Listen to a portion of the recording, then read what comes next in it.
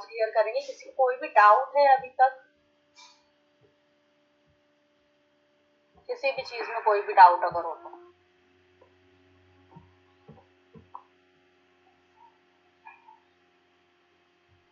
Ma'am आप बोले थे कि क्वेश्चन भी पूछेंगे। हाँ हाँ मुझे याद है, मैं भाई इसलिए मैं डाउट पूछ रही हूँ पहले, नहीं होगा डाउट फिर मैं क्वेश्चन भी आऊंगी सीधा। बताइए किसी को कोई डाउट है, नहीं तो मैं फिर सीधा डिस्कशंस में आऊँ।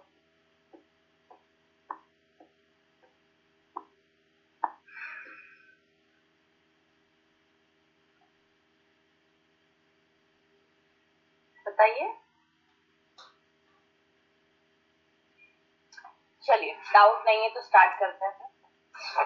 4 लोग हैं, एक एक करके आंसर कीजिए। साम की फिलॉसफी क्या है? कोई भी एक।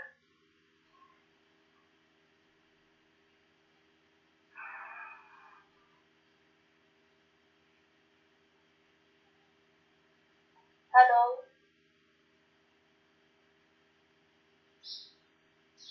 कोई भी बताओ मुझे, शाम की फिलॉसफी क्या है, शाम के दर्शन क्या है?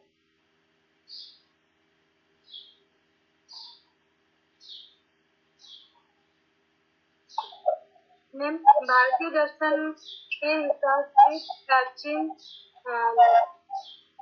ज्वालिस्टिक प्रणाली को संख्या फिलोसफी कहते हैं, जो महर्षि कपिल के द्वारा मतलब रचना किया गया है। उसमें प्रकृति और पुरुष के बारे में मतलब उसके आधार पर ही लिखा गया है। उसमें 25 तत्व हैं, जो फर्स्ट जो है वो पुरुष और प्रकृति, और जो सेकंड है बुद्धि अहंकार मन, जो अंतःकरण है, फिर ज्ञानेंद्रिय 5। मैम उसका भी बोलूँ क्या, सेंस ऑर्गन? हाँ हाँ पूरा बताना है शाम जी मैम। जो हमारे 5 ज्ञानेंद्रिय हैं वो सुनने छूने देखने स्वाद और जो हम सुनने, वो 5 ज्ञानेंद्रिय हैं। और कर्मेंद्रिय जो है बोलने मतलब बोलना, पकड़ना, चलना, मल त्याग करना और प्रजनन, ये कर्मेंद्रिय 5 है। ये तन्मात्रा है, शब्द स्पर्श रूप रस गंध। फिर पंच महाभूत आते हैं उसमें, पृथ्वी जल आकाश अग्नि वायु। ठीक है, बहुत बढ़िया, वेरी गुड नीतू। अब कोई और मुझे बताओ, योग दर्शन क्या है?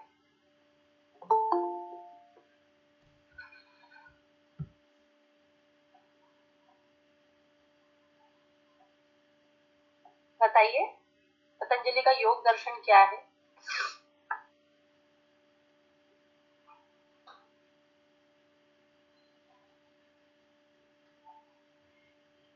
कोई बताएगा नीतू के अलावा?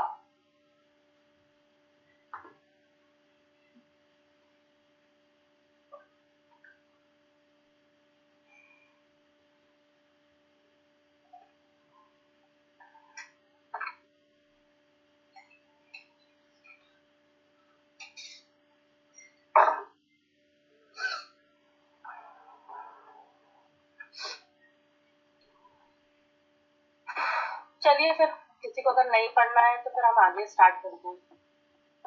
वेरी गुड नीतू, आपको कोई भी डाउट हो तो आप मुझसे पूछ सकते हो, आपके अलावा कोई और मुझसे कोई डाउट नहीं पूछेगा बात से।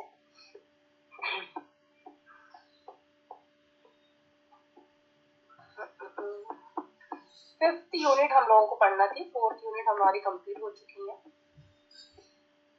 मैं बताऊं योग दर्शन क्या है? हाँ नीतू आप बताओ। मैं योग दर्शन जो महर्षि पतंजलि के द्वारा मतलब लिखित हुआ है, उसका मूल जो पतंजलि जो लिखे थे वो क्या, योग सूत्र से ही योग दर्शन आया। मतलब मेरे थोड़ा नाम नहीं हो रहा है हिंदी। हाँ समझ गई, और योग दर्शन का एक्चुअल उद्देश्य है दुख से मुक्ति और आत्मा का साक्षात्कार करना। Very good. और उसका जो परिभाषा है, योग चित्तवृत्ति निरोध, अर्थात चित्त मीन्स मन होता है, वृत्तियां मन निरोध होता है।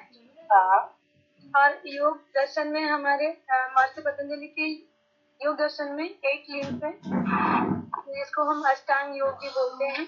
यम, नियम, आसन, प्राणायाम, प्रत्याहार, धारणा, ध्यान, समाधि। तो आपकी आवाज आना बंद हो गई है। मैम अभी आ रहा है? हेलो मैम, मैम अभी आ रही है मेरा वॉइस?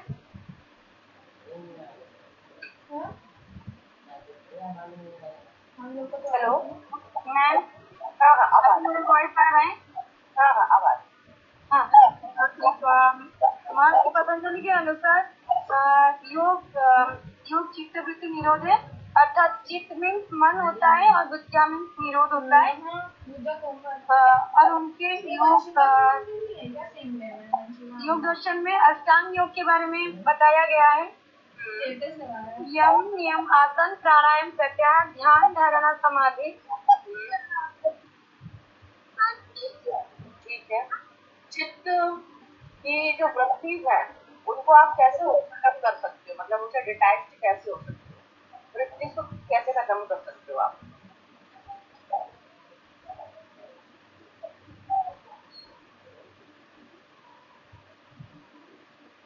मैम जो आप चित्त के 5 मतलब जो 5 स्टेट्स ऑफ माइंड बोल रहे हैं क्या? अच्छा, चित्त, मूल, विक्षिप्त, एकाग्र और निरुद्ध। चित्त में चित्त में जो होता है, मन सबसे चंचल अवस्था में होता है, इसमें रजस गुण ज्यादा होता है। मन हमेशा एक दिशा से दूसरी दिशा पर भागता रहता है और स्थिर नहीं रहता है, ये चित्त होता है। और मूड जो होता है, इसमें तमस गुण प्रधान होता है। इस अवस्था में आलस्य, अज्ञान, भ्रम और निद्रा हावी रहता है। ठीक है। और विक्षिप्त जो होता है, ये थोड़ी बेहतर अवस्था है, इसमें सत्व गुण आने लगता है। मन कभी स्थिर होता है, कभी कभी अधिक भटक जाता है। ठीक है। फिर एकाग्र में इसमें सत्व गुण पूरी तरह प्रभावित होता है। मन एक ही दिशा में पूरी समय तक टिका रहता है। यह ध्यान की उच्च अवस्था होता है। ठीक है। फिर निरोध जो है, यह अंतिम अवस्था है, इसमें सभी वृत्तियों को निरोध या रोका जा सकता है। वहाँ मन पूरी तरह शांत हो जाता है और व्यक्ति को आत्मज्ञान की प्राप्ति होता है या परमात्मा से मिलन होता है। ठीक है। ठीक है, वेरी गुड लिखो। अब हम यूनिट जो है स्टार्ट करते हैं। 5th यूनिट जो है हमारा वो है हमारा अष्टांग योग। ठीक है, तो अष्टांग योग के लिए हमारा जो है पिछला अष्टांग योग जो अभी लिखुना में बताया, यम, नियम, आसन, धारणा, ध्यान, यम, नियम, आसन, प्राणायाम, प्रत्याहार, धारणा, ध्यान, समाधि। ठीक है, इतनी चीजें जो है ये हम लोगों को पता है, ये हम स्टार्ट करते हैं। तो इसका मीनिंग हमारा रहेगा अहिंसा, सत्य, अस्तेय, ब्रह्मचर्य, अपरिग्रह, यम।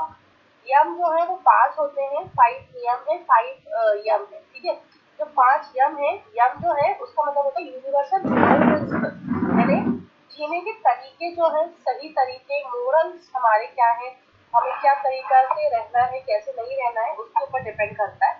दे guide our behaviour towards others, हमारा जो बिहेवियर है वो लोगों के प्रति किस तरह का होना चाहिए, हमारा व्यवहार किस तरह का होना चाहिए, वो यम हमें सिखाता है। ठीक है, सोशल एथिकल रूल्स होते हैं जो हमारी पूरी लाइफ को बैलेंस करके रख सकते हैं, मतलब कुछ ऐसे नियम जो हमारी पूरी लाइफ को बैलेंस कर सकते हैं। तो 5 यमास कौन कौन से हैं? पहला है अहिंसा। अहिंसा का मतलब होता है नॉन वायलेंस। अब नॉन वायलेंस ऐसा नहीं है कि आपने किसी को चल के मारा नहीं तो वो नॉन वायलेंस हो गई, ऐसा नहीं है। मनसा, वाचा, कर्मणा, तीनों चीजों से आपको नॉन वायलेंस करना है। आपको ना किसी के बारे में गलत बोलना है, ना किसी के बारे में गलत मतलब सोचना है, ना किसी के बारे में, ना किसी को लेकर कुछ भी गलत करना है। जैसे कि not causing harm in thoughts, words and actions. Thoughts means Mansa, words means वाचा, एक्शंस मीन्स अपने कर्मों के हिसाब से।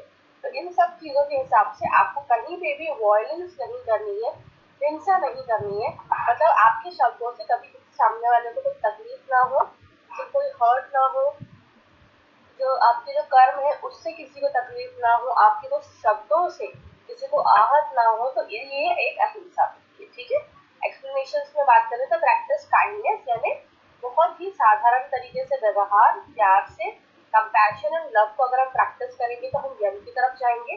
जैसे हमें गुस्से को अवॉइड करना है, दूसरों को हर्ट नहीं करना है, या नेगेटिव थिंकिंग जो है, इन सब चीजों को हमको अवॉइड करना है, तब जाके हम लोग अहिंसा को, यानी यम के एक यम को फॉलो करना है। दूसरा इसका बेनिफिट्स जो है वो है it creates peace and harmony.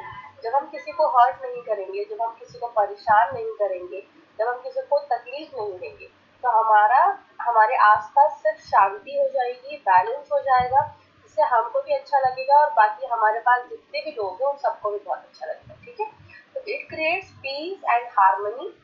फिर आता है दूसरा सत्य। अहिंसा क्लियर है बिल्कुल, बाकी सबको?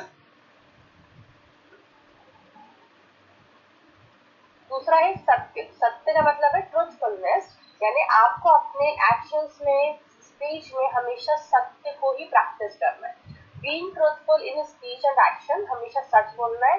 Speak truth that is honest, अगर कोई सच बोलता है तो वो हमेशा ईमानदार होता है, उसके खुद के लिए भी फायदेमंद होता है और वो कभी किसी को नुकसान नहीं पहुंचा सकता। ठीक है, इस चीज को हमेशा हमें प्रैक्टिस करनी है। हमें हमेशा लोगों से झूठ बोलना और इन सब चीजों को छोड़ना है, अवॉइड लाइंग और डिसेप्शन। प्लस बेनिफिट जो है वो है बिल्ड ट्रस्ट एंड क्लैरिटी। तो आप अगर सच बोलते हो, ईमानदार रहते हो, तो आप लोगों का भरोसा, आपका ट्रस्ट, क्लैरिटी आपको मिलती है। इसलिए हमें ट्रूथफुलनेस प्रैक्टिस करनी है। तीसरा हमारा यम है अस्तय। अस्तय मतलब होता है नॉन स्टीलिंग, चोरी नहीं करना।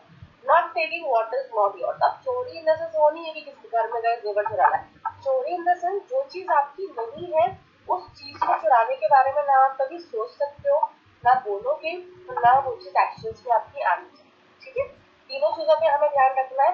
अब एक्सप्लेनेशंस में उन्होंने बताया है कि कोई भी मटेरियल थिंग या किसी का टाइम या किसी के आइडियाज, किसी की भी चोरी हमें नहीं करना है।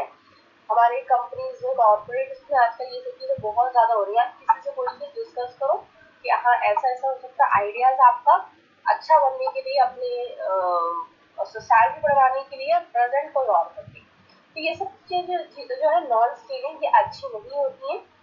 अगर आप स्टीलिंग की तरफ जाते हो तो आप दूसरों की या दूसरों की चीजों की लिए और दूसरों की नजरों में अपनी वैल्यू को हटा देते हो, अपनी वैल्यू को खो देते हो। इसलिए आपको आपके सम्मान के लिए respect others belongings and efforts, दूसरों के एफर्ट्स, दूसरों की चीजों की हमेशा रक्षा कीजिए, चोरी नहीं। बेनिफिट्स की बात करते हैं तो अगर हम नहीं चोरी नहीं करते अपने दिमाग और अपने शब्दों से किसी भी चीज के, तो वो हमारे अंदर एक शांति और एक ईमानदारी को क्रिएट करता है। ठीक है, फोर्थ हमारा यम है ब्रह्मचर्य, यानी self control. Control of senses and desires. ब्रह्मचर्य में आपको आपके सेंसेस के ऊपर कंट्रोल होना चाहिए। मुझे भूख लग रही है, मुझे अभी भूख नहीं लग रही है, अभी मैंने 2 घंटे पहले खाना खाया, मुझे बहुत ज्यादा भूख लग रही है, मुझे डिजायर्स है कि मैंने पहले कोई और कार ले ली, फिर मुझे उससे बड़ी कार चाहिए, उससे बड़ी कार चाहिए, फिर मुझे अपनी फिजिकल बॉडीज को लेकर के काफी सारे डिजायर्स है।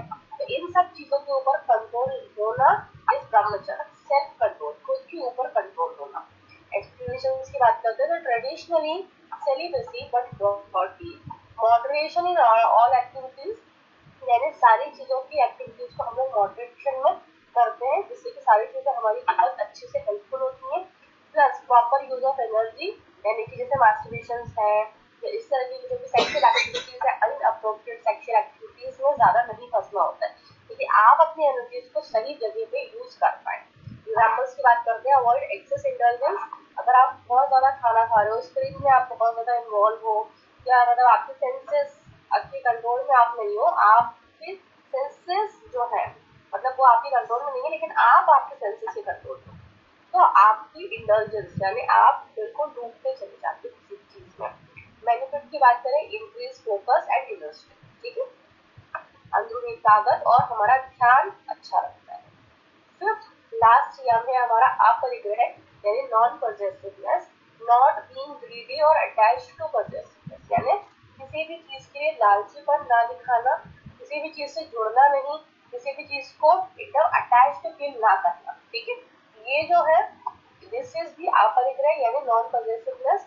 इसका मतलब होता है living a simple and content life, बहुत साधारण तरीके से अपना जीवन व्यतीत करना, जीना, अवॉइड होल्डिंग अननेसेसरी थिंग्स, दूसरी फालतू की चीजों को अपने ऊपर लोड ना लगाना, लालच के चक्कर में लोन ले लेके चीजें खड़ी कर रही, मकान ले लिया, इतनी इनकम नहीं है, तो वो चीज सही नहीं है। तो अगर आप ऐसा नहीं करोगे तो स्ट्रेस और अटैचमेंट दोनों ही चीजें कम हो जाती है। ये हमारे रहे 5 यम। अब 5वें यम को अगर आप प्रैक्टिस करोगे तो उसकी इम्पोर्टेंस क्या है। फाउंडेशन बनता है योगा प्रैक्टिस का, बिहेवियर और माइंड दोनों ही चीजों को प्योर करता है, पवित्र करता है। एसेंशियल फॉर स्पिरिचुअल प्रोग्रेस, जो स्पिरिचुअली बहुत ज्यादा डीप डाउन करना चाहते हैं उनके लिए बहुत ज्यादा हेल्पफुल है। ऑल्सो हर किसी के लिए हर जगह पर ये अप्लाई होता है, तो इसलिए इम्पोर्टेंस ऑफ यमाज यानी यमाज जो है वो यूनिवर्सल है, सबके लिए है। ऐसा नहीं है कि लड़कियों के लिए है, लड़कों के लिए नहीं है, या मेल्स के लिए है, बहुओं के लिए, ऐसा नहीं है, यूनिवर्सल है, हर किसी के लिए ये नियम यम जो है वो हमें फॉलो करना होगा। ठीक है, यम क्लियर है सबको? नियम स्टार्ट करो। ठीक है, अब नियम जो है, नियम का मतलब होता है पर्सनल डिसिप्लिन, खुद के लिए कुछ अनुशासन में रहना, खुद को कुछ अनुशासन में रखना। तो नियम का मतलब है, नियम refers to self discipline and personal observances. ठीक है, सेल्फ डिसिप्लिन यानी अपने आप को अनुशासन में रखना, ऐसा नहीं कि कभी भी सो रहे, कभी उठ रहे, कभी भी खा रहे, ऐसा नहीं। पर्सनल अपने आप को ऑब्जर्व करते हुए अपने जीवन को आगे लेकर के जाना है, अपनी जीवन शैली को सही समय पर सही तरीके से जीना है। These are practices for inner purification। ठीक है, अपने इंटरनल क्लीनलीनेस के लिए होती है। तो 5 नियमास में सबसे पहले आता है शौच यानी क्लीनलीनेस। एक्सटर्नल और इंटरनल बॉडी की क्लीनलीनेस। एक्सटर्नल में बॉडी की हाइजीन आएगी, नहाना, नाखून अच्छे से काटना, कोई चीज कहीं गंदगी नहीं होना, मेल नहीं जमना, साफ तरीके से रहना, गंदगी में ना रहना, तो ये बॉडी हाइजीन आ जाएगी। इंटरनल में प्योरिटी ऑफ माइंड, आपका दिमाग कितना प्योर है, उसमें गंदी चीजें तो नहीं है, उसमें शांत कितने हो आप, फोकस्ड कितने हो, ये सब आपका शौच क्लीनलीनेस और इंटरनल क्लीनलीनेस में आ जाएगा। बेनिफिट की बात करते हैं तो अगर आप शौच करो, शौच जो है उसको फॉलो करोगे, क्लीनलीनेस फॉलो करोगे, तो आपका हेल्थ और क्लैरिटी दोनों ही चीजें बहुत अच्छी हो जाएगी, आपके दिमाग में सारी चीजें क्लियर रहेंगी क्योंकि आपका माइंड प्योर। संतोष यानी contentment, being satisfied with what you have, आपके पास जो है आप उस चीज से सेटिस्फाइड रहोगे। ऐसा मैं नंबर की बेसिस पर नहीं बोल रही हूँ ये चीज कि आपके 55 नंबर आ रहे हैं या 60% हमेशा से आ रहे हैं कि आप उसको बस उतने में ही सेटिस्फाइड हो, नहीं, बल्कि आप उस चीज के लिए मेहनत करो। बट सेटिस्फाइड का मतलब ये नहीं होता है कि आप अपने आप को गलत जगह पे सेटिस्फाइड कर लो। ठीक है, इसका बेनिफिट क्या होता है, अगर आप अपने आप में सेटिस्फैक्शन रखते हो, जो आपके पास है, जितनी चादर उतने पैर फैलाए, आपने सबने कहावत सुनी, तो उस चीज के लिए ये होता है पीस और हैप्पीनेस हमें मिलती है। ठीक है, तपस डिसिप्लिन, अपने आप को पूरा सील करना यानी झोंक देना, सेल्फ कंट्रोल एंड ऑब्सर्विटी, हम अपने आप को जब इतना ज्यादा सेल्फ कंट्रोल कर लेते हैं तो हमारे अंदर एक एकाग्रता आने लग जाती है ना। एकाग्रता आने के लिए तो हमारे दिमाग में क्या होता है, हमारा दिमाग भी स्थिर हो जाता है, हमारा शरीर भी बिल्कुल शांत हो जाता है।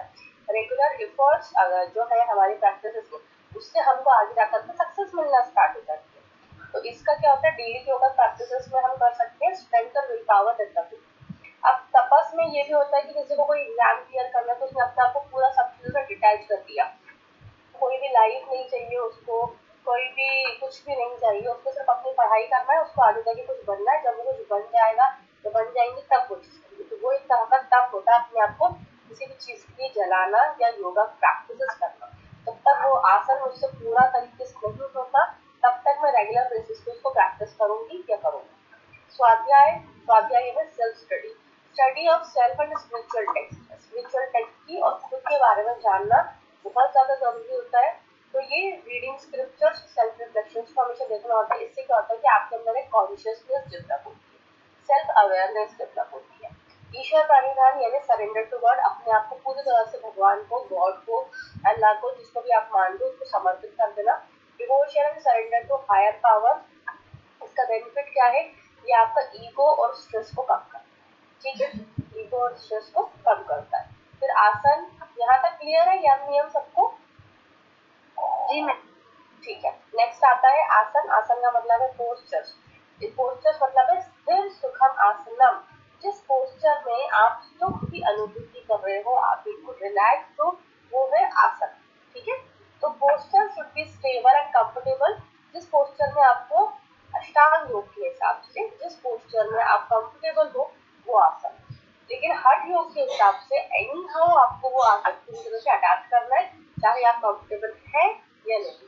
ठीक है, अब इसका मीनिंग आता है physical posture practices and yoga. हम जो फिजिकल प्रैक्टिसेस करते हैं योग में वो प्रिपेयर बॉडी फॉर मेडिटेशन। अगर आप रेगुलर बेसिस पे आसनास को प्रैक्टिस करते हो तो आपकी जो बॉडी है वो पूरी तरह से प्रिपेयर हो जाती है मेडिटेशन के लिए। आसन करेंगे धीरे धीरे करके एक लचलता आएगी आपके शरीर में, फिर आप मेडिटेशन की प्रिपेयर होगी। प्लस आपकी फ्लेक्सिबिलिटी बहुत अच्छी हो जाती है और स्ट्रेंथ आपकी बहुत अच्छी हो जाती है। ठीक है, बेनिफिट्स की बात करें तो फिजिकल हेल्थ, मेंटल स्टेबिलिटी और बेटर पोस्चर, तीनों चीजों के लिए आसनास बहुत ज्यादा आवश्यक है।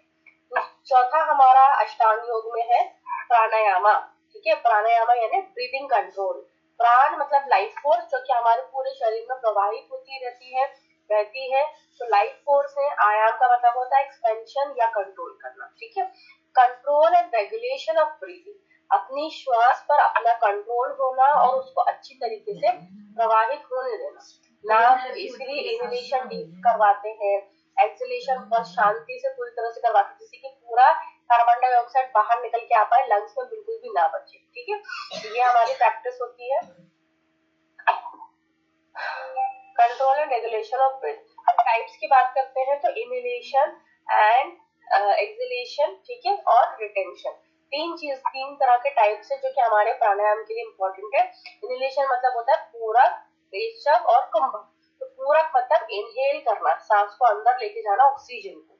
फिर एक्सहेलेशन का मतलब है सांस बाहर निकालना, और उसके बीच में एक प्रैक्टिस होती है जिसको हम बोलते हैं रिटेंशन यानी कुंभक, यानी अपनी सांस को थोड़ी देर रोक के रखना। ठीक है, ये तीन टाइप्स के प्राणायाम होते हैं। प्राणायाम के बेनिफिट्स क्या है कि आपके दिमाग को बिल्कुल शांत करता है, रिलैक्स करता है, इम्प्रूव लंग कैपेसिटी, आपकी लंग कैपेसिटी को इम्प्रूव करता है, प्लस नर्वस सिस्टम को बैलेंस करता है। ठीक है, फिर आता है प्रत्याहारा।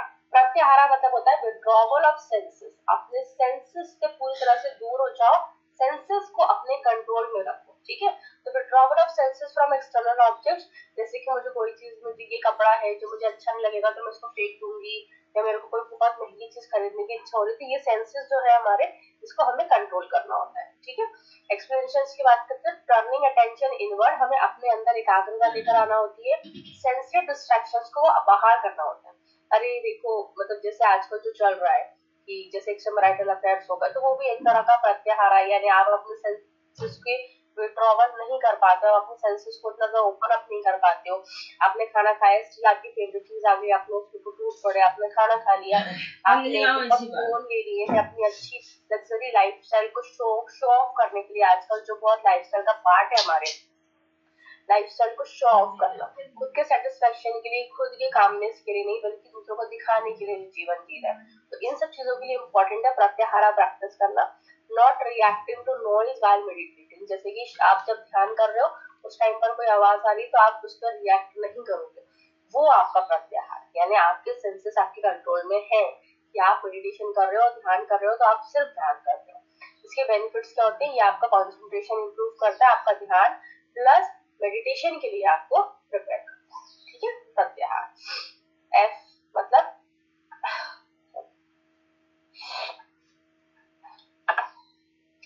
सेवेंथ है हमारा, सॉरी सिक्स्थ है हमारा धारणा। धारणा मतलब होता है concentration, fixing the mind on a single point और ऑब्जेक्ट। आपके सामने जो भी है किसी एक चीज पे एकाग्रता, जैसे अर्जुन ने रखी है ना मछली की आंख में, तो इस तरह से हमें पूरा एकाग्रता के साथ करना, वो हमारा है धारणा यानी concentration. The mind is trained to stay focused without distraction. जब आप अपने दिमाग को इतना फोकस करके ट्रेन कर देते हो कि वो बस एकाग्रता की तरफ ही मूव कर पाता है, बाकी किसी चीज पर उसका ध्यान नहीं होता। ठीक है, उसको उस पॉइंट के अलावा कुछ और नहीं दिख रहा होता वहां पे, तो वो है एकाग्रता। ऑब्जेक्ट्स ऑफ फोकस, जैसे कि या तो आप अपनी श्वास के ऊपर, जैसे हम जब मेडिटेशन करवाते हैं योगिक प्रैक्टिसेस के टाइम पे, तो या तो आप अपनी श्वास के ऊपर फोकस करवा सकते हो, मंत्र यानी ओमकार चैंटिंग करवा लो तो आप उसके ऊपर फोकस करवा सकते हो। चक्रा, कोई अगर आप चक्रा मेडिटेशन करवा रहे हो या चक्रा आप अवेकनिंग की तरफ करवा रहे हो, उसके ऊपर आप फोकस कर सकते हो। एंड फोर्थ है आपका कोई इमेज या पॉइंट जैसे बिंदी लगा के वहां पे, या तो आपका ये जो आज्ञा चक्र है आप यहाँ पे कॉन्सेंट्रेट करवा सकते हो। इतने सारे ऑब्जेक्ट्स हैं जहाँ पर आप धारणा की प्रैक्टिस करवा सकते हो। Example, focusing only on your breathing for a few minutes, सिर्फ अपनी श्वास के ऊपर पूरा ध्यान रहेगा, आपके दिमाग में किसी भी चीज को लेकर के कोई भी थॉट नहीं, कोई भी काम की कोई बातें नहीं, कुछ भी नहीं रहेगा, सिर्फ आपकी ब्रीदिंग के ऊपर आपका ध्यान रहेगा। वो है आपका कॉन्सेंट्रेशन, यानी धारणा को प्रैक्टिस करना। धारणा प्रैक्टिस करने से आपका कॉन्सेंट्रेशन बहुत अच्छा होता है, आपके मेंटल डिस्ट्रैक्शंस हट जाते हैं, जिससे कि बार बार आपका दिमाग भटकता रहता है। जो विक्षिप्त की स्टेज है, जो मूला की स्टेज है वो, तो उससे आप बिल्कुल अच्छे से हो जाते हो, प्रिपेयर फॉर मेडिटेशन के लिए आप तैयार हो जाते हो। नेक्स्ट 7th स्टेज जो है वो है मेडिटेशन यानी ध्यान। ध्यान का मतलब है continuous and uninterrupted flow of concentration, यानी आपका जो पूरा ध्यान है वो पूरी तरह से लगातार लंबे समय से और अनइंटरप्टेड फ्लो में काम करेगा। एक्सप्लेनेशन यानी व्हेन धारणा बिकम्स स्टीडी और एफर्टलेस इट बिकम्स ध्यान। जब धारणा जो है, जैसे आपका कॉन्सेंट्रेशन है, जब वो बिल्कुल ऐसी हो जाती है कि कोई डिस्ट्रैक्शंस नहीं रहती, तो वो ध्यान में कन्वर्ट हो जाती है, तब आप मेडिटेशन कर पाते हो। तो mind flow continuously towards one object, एक चीज की तरफ ही आपका दिमाग पूरी तरह से काम कर रहा है, पूरी तरह से फ्लो कर रहा है। अब बेनिफिट्स क्या होंगे इसके? डीप मेंटल कामनेस, आपके दिमाग को एकदम, शरीर को एकदम गहराई से शांत करता है, रिलैक्स करता है। चंचलता धीरे धीरे से जो आपके मन में है वो समाप्त होकर शांत होती जाती है। इमोशनल बैलेंस बहुत अच्छा होता है और सेल्फ अवेयरनेस, खुद के बारे में कंसंट्रेशन पावर्स आपके बहुत अच्छे होते हैं। लास्ट हमारी स्टेज है अष्टांग योग में, वो है समाधि। ठीक है, तो समाधि जो है वो लास्ट स्टेज है जिसमें विड्रॉवल ऑफ सेंसेस, ध्यान, कंसंट्रेशन, सब चीजों के बाद हम बिल्कुल वहां से हट जाएंगे, यानी एब्जॉर्प्शन, हर चीज को एब्जॉर्ब कर लेना, complete absorption of mind into the object of meditation, यानी किसी भी एक पॉइंट ऑफ मेडिटेशन के ऊपर पूरी तरह से समर्पित हो जाना, पूरी तरह से लीन हो जाना, यानी उसके अलावा हमें किसी भी चीज को ना दिखाई देगी, ना सुनाई देगी, ना महसूस होगी। That is the stage of समाधि। एक्सप्लेनेशन की बात करते हैं तो the meditator, meditation and object, तीनों चीजें एक हो जाती हैं। जो मेडिटेटर यानी जो मतलब जिसके थ्रू आप मेडिटेशन कर रहे हो, जो मेडिटेशन हो रहा है, और ऑब्जेक्ट जो है यानी जो मेडिटेशन कर रहा है, जिसके लिए मेडिटेशन हो रहा है, ध्यान हो रहा है, और जो ऑब्जेक्ट है, तीनों चीजें सिर्फ एक हो जाती हैं, वो समाधि है। माइंड बिकम्स कंप्लीटली स्टिल, आपके दिमाग में किसी भी तरह की कोई हलचल नहीं होती, वो कंप्लीटली स्टिल हो जाता है। ठीक है, टाइप्स की बात करते हैं तो संप्रज्ञा समाधि और असंप्रज्ञा समाधि, दो तरह की समाधि होती है। संप्रज्ञा जो कि अवेयरनेस के साथ, जो कि हम सिर्फ प्रैक्टिस के लिए लेते हैं, लेकिन असंप्रज्ञा समाधि जो बियॉन्ड अवेयरनेस, जिसमें कि हम अपना शरीर छोड़ सकते हैं, यानी डेथ की तरफ जा सकते हैं, क्योंकि हमने अपने सारे सेंसेस के ऊपर कंट्रोल करा, जैसे कि जो साईं बाबा ने ली थी वो बियॉन्ड अवेयरनेस थी, यानी असंप्रज्ञा समाधि।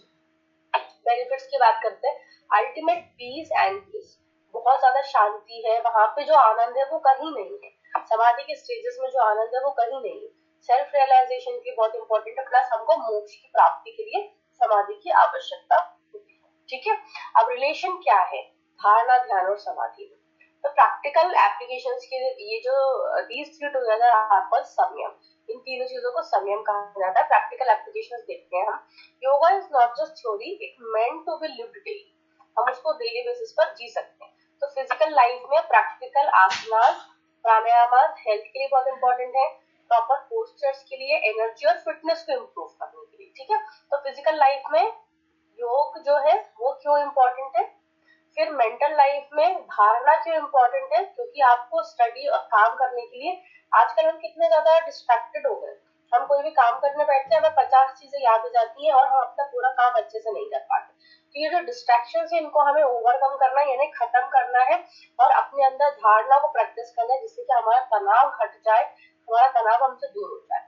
थॉट्स और इमोशंस को कंट्रोल करना है। ठीक है, इमोशनल लाइफ में ज्ञान और नियम को फॉलो करना है, ट्रूथफुल रहोगे, सत्य अहिंसा को फॉलो करोगे, आपका दिमाग शांत रहेगा, आप संतोष में रहोगे, तो आप हमेशा आनंद में रहोगे। ठीक है, स्पिरिचुअल लाइफ में रेगुलर मेडिटेशन अगर हम करते हैं तो हमको वो भगवान से जोड़ता है, यानी हमारे इष्ट देव, हमारे गॉड से जोड़ता है। हमारा जो सेल्फ अवेयरनेस है, इंट्रोस्पेक्शन है, एक डिटैचमेंट यानी वैराग्य डेवलप करता है कि हम सिर्फ भगवान के ऊपर रह रहे हैं, हमें किसी चीज से कोई मोह माया नहीं है, हमें किसी चीज में नहीं पड़ता है। ठीक है, डेली रूटीन की बात करते हैं तो मॉर्निंग में आप प्राणायाम और मेडिटेशन कर सकते हो, ठीक है। काम के टाइम पे आप धारणा यानी कंसंट्रेशन प्रैक्टिसेस कर सकते हो। इवनिंग में आप रिलैक्सेशन रिफ्लेक्शन प्रैक्टिस कर सकते हो, ठीक है। तो ये कुछ रूटीन है जो डेली रूटीन आपको करना होते हैं। स्ट्रेस मैनेजमेंट के लिए आपको सबसे पहले ब्रीदिंग कंट्रोल करना होता है। ब्रीदिंग कंट्रोल का मतलब होता है अपने स्ट्रेस को मैनेज करने के लिए आप अपने दिमाग को बिल्कुल शांत करो, ठीक है। कि आपका दिमाग अब बिल्कुल शांत हो चुका है, बिल्कुल रिलैक्स हो चुका है, वो बिल्कुल ध्यान वो आप करोगे। काम माइंड, आपका दिमाग जो रहेगा वो बिल्कुल शांत रहेगा, आपकी ब्रीदिंग्स के ऊपर आपका कंट्रोल रहेगा। आपका ध्यान जब आप करोगे मेडिटेशन के लिए, जब आप बैठोगे तो आपकी एंजाइटी, बहुत घबराहट होती है, चिड़चिड़ापन, गुस्सा, ये सब चीजें धीरे धीरे करके खत्म होती जाएंगी, शांत होती जाएंगी। प्लस डिटैचमेंट यानी रिड्यूस ओवर थिंकिंग, आप अपनी ओवर थिंकिंग करने की जो क्षमता है उसको हटा दोगे। तो आप किसी भी चीज के ऊपर इतना नहीं सोचोगे कि वो आपके दिमाग में स्ट्रेस क्रिएट कर दे या आपकी लाइफ में स्ट्रेस क्रिएट कर दे या एंजाइटी क्रिएट कर दे, ठीक है। तो ये था हमारा 5th यूनिट। इसमें किसी को कोई डाउट हो तो मुझे बताइए। आई वांट कि 6th यूनिट हम कल ही स्टार्ट करें। नहीं, डाउट नहीं है। और मैम अभी जो आप बताए एंजाइटी खत्म हो जाता है, ये मैं प्रैक्टिकली में कर चुकी हूँ, ये सब मेरे में भरा हुआ था। हाँ, क्योंकि योग जो है इन सब चीजों के लिए क्या है ना, कोई दवाई नहीं बनी है कि आपने जैसे डिस्प्रिन खाई तो सर दर्द हो गया, जैसे आपने कुछ खाया तो आपका ध्यान आ गया या आपका स्ट्रेस या ओवर थिंकिंग एंजाइटी चला गया, ऐसा नहीं है। योग की प्रैक्टिस से ही आप इन सब चीजों के ऊपर ओवरकम पा सकते हो, मतलब अपने आप को सही कर सकते हो, ठीक है। किसी को कोई डाउट है या तो क्वेश्चन देखो कितना बड़ा है तो हम लोग कर लेते हैं, है तो काफी बड़ा। इंट्रोड्यूस कर लेते हैं कि व्हाट इज क्लेशास। हाँ, क्लेश मतलब क्या होता है? अफ्लिक्शंस यानी जो प्रॉब्लम्स क्रिएट करते हैं, जो दुख को क्रिएट करते हैं। According to Maharshi Patanjali in the योग सूत्रास, क्लेशास आर द मेंटल इम्प्योरिटीज और ऑब्स्टिकल्स यानी गलत तरीके की सोच जो कि आपको किसी भी चीज के लिए रुकावट बन सकती है, यानी आपकी फोकस आपकी गोल तक आपको नहीं पहुंचने देगी, प्लस दुख का कारण बन के आपके दिमाग को बिल्कुल डिस्टर्ब कर देती है। तो वो होते हैं क्लेशास, ठीक है। डेफिनेशंस हम देखते हैं। क्लेशास are the root causes of all pain, ignorance and bondages. क्लेशास यानी कोई भी कलेश, यानी कोई भी हर दर्द के पीछे का रूट कारण, बॉन्डेजेस बनाने के लिए यानी किसी भी चीज से जोड़ देता है आपको, इग्नोरेंस की तरफ लेकर के जाके आपको दुख की तरफ खींचता है, तो वो होते हैं क्लेशास। 5 क्लेशास हमारे पास है। अविद्या, अस्मिता, राग, द्वेष एंड अभिनिवेश, ठीक है। तो ये 5 हमारे क्लेशास होते हैं। पहला हमारा क्लेश है अविद्या, मतलब इग्नोरेंस, किसी भी सही चीज के बारे में हमें नॉलेज नहीं है, हमें गलत चीजों में हम पड़ गए, तो वो है अविद्या। लैक ऑफ ट्रू नॉलेज, सच के बारे में जानकारी ना होना। Explanation, not knowing the real nature of self, यानी खुद के बारे में, पुरुष के बारे में ज्यादा नॉलेज नहीं है, रियल नेचर ऑफ सेल्फ के बारे में नॉलेज नहीं है। टेम्पररी एज अ परमानेंट, हम ये समझते हैं कि हम जो हमारी जो सोल है वो टेम्पररी को हम हमेशा क्या परमानेंट समझ लेते हैं कि हमारा ये जो पूरा जीवन है ये हमेशा चलेगा, हम कभी मरेंगे नहीं, हमारे लिए सब कुछ अच्छा रहेगा, हम ये कर ले हम वो कर ले। इम्प्योर रहते हैं, उसको प्योर समझ के पेन को ही सब कुछ समझ लेते हैं, ठीक है। Example, believing happiness comes only from material things. जैसे मैंने आपको बताया कि हम अपनी खुशी के लिए हम महंगे महंगे टॉयज, महंगे महंगे कपड़े, महंगी महंगी चीजें खरीदते हैं, बट क्या हमें ब्लिस या आनंद या हमें हैप्पीनेस वहां से मिलती है? नहीं, बल्कि लोग को समझ में ऐसा लगता है क्योंकि वो अविद्या के शिकार है, यानी इग्नोरेंस के शिकार है, तो उनको नहीं पता कि मटेरियलिस्टिक चीजों से आपकी हैप्पीनेस या खुशी नहीं आ सकती है। नेक्स्ट आता है importance, root cause of all other क्लेशास। क्लेशास के लिए सारे इम्पोर्टेंस का रूट कॉज है। दूसरा हमारा है अस्मिता। अस्मिता मतलब होता है ईगो, सेंस ऑफ आई और इंडिविजुअलिटी, मैं हूँ तो मैंने ही सब चीजें की हैं, मेरे अलावा कोई है ही नहीं। तो ये जो ईगो है ये बहुत गलत चीज है। एक्सप्लेनेशन में identifying self with body, mind, intellect के थ्रू आप आइडेंटिफाई कर सकते हो, ना कि मैं ही सब कुछ हूँ। जैसे रावण हमेशा बोलता था कि मैं ही हूँ, मैं ही सब कुछ हूँ, उन्होंने कभी भगवान को भी भगवान नहीं समझा। तो ये ईगो आपके अंदर नहीं होना चाहिए। Thinking I am the body और आई एम सुपीरियर, अब ये एग्जाम्पल है। इफेक्ट क्या होता है, ये हमेशा लोगों को घमंड से दूसरों से अलग कर देता है, सेपरेट कर देता है अपनों से, अपने रिश्तों से, अपनेपन से। ठीक है, फिर आता है राग यानी अटैचमेंट, किसी भी चीज से जुड़ाव। तो मीनिंग की बात करें, अटैचमेंट टू प्लेजर, किसी भी ऐसी चीज से अटैचमेंट जो कि आपको बहुत सुकून दे रही है पर उस टाइम के लिए, हमेशा के लिए ब्लिस नहीं दे रही है, सिर्फ प्लेजर दे रही है। एक्सप्लेनेशन यानी desire to repeat pleasant experience, यानी आप ऐसी चीजों के लिए वो कर रहे हो जो कि सिर्फ थोड़े समय के लिए आपको खुशी देंगे लेकिन हमेशा के लिए नहीं।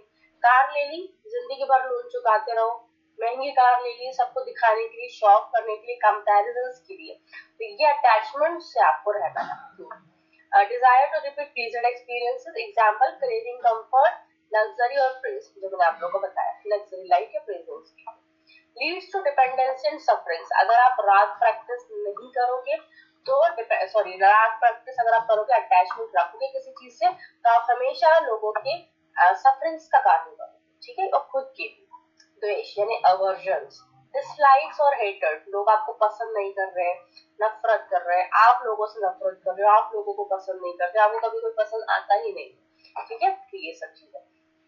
नेक्स्ट है एक्सप्लेनेशंस में अवॉइड और हेटिंग अनप्लीजेंट एक्सपीरियंसेस, जो एक्सपीरियंस आपको सिखाते हैं, करते हैं, उन सब चीजों को आपको अवॉइड करना।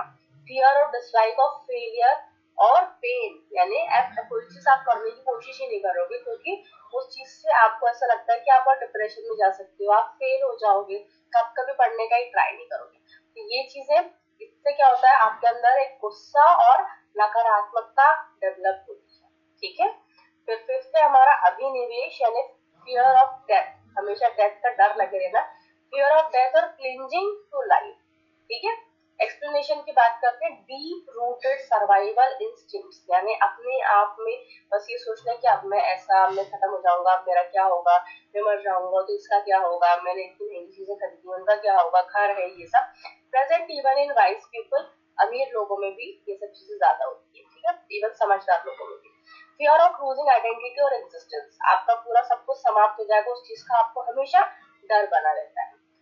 इफेक्ट क्या होते हैं, अगर आप अभिनिवेश को फॉलो करते हो यानी हमेशा वो फियर रहता है, तो वो एंजाइटी और इनसिक्योरिटी का कारण बनता है। ठीक है, रिलेशनशिप्स और देख लेते हैं, रिलेशनशिप्स क्या है, तो अविद्या जो है वो हर चीज का एक रूट कॉज है। जहाँ पे ट्रू नॉलेज से आप दूर हो, वहां पे अविद्या, अस्मिता, राग, द्वेष, अभिनिवेश वहां से आएंगे। ठीक है, क्लियर है यहाँ तक सबको, रिलेशनशिप बिटवीन क्लेशास्त्र। नेक्स्ट हम लोग कल जो क्लास रहेगी वहाँ पे हाउ टू ओवरकम क्लेशस, यानी क्लेशस से हम खुद को दूर कैसे कर सकते हैं वो पढ़ेंगे। प्लस 7th यूनिट, 8, 9 और 10, शायद 10 ही यूनिट्स है, देखते हैं अगर कल चारों ही हो जाती है तो। चलिए, किसी को डाउट अभी तक? नहीं मैम, डाउट तो नहीं है कि 5 क्लेशा में और थोड़ा कल थोड़ा शॉर्टली फिर से समझा। ठीक है, मैं फिर से बता दूंगी कल एक बार, मुझे आप याद दिला दीजिएगा। ठीक है, ठीक है, जय श्री कृष्ण सभी को, कल मिलते हैं, सारे सब ज्वाइन कर लें। धन्यवाद।